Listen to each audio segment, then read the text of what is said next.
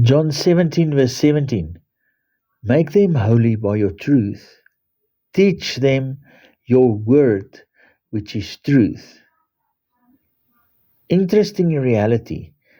The water fountain that God opened up for Samson 1160 before Christ in Judges 15 is still pouring forth today, 3,186 years later. An unending supply of water.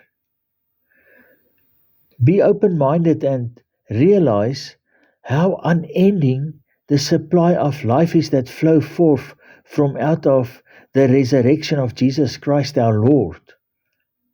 Romans 8 verse 11. The Spirit of God, who raised Jesus from the dead, lives in you.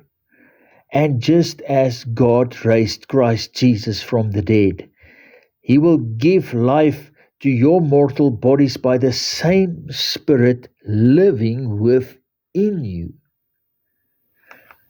This means that Jesus did not only died in our place so that we can experience an earthly life. No, no. His unlimited eternal life was extended to us in His resurrection from the place of death. His unlimited life became our life too in eternity.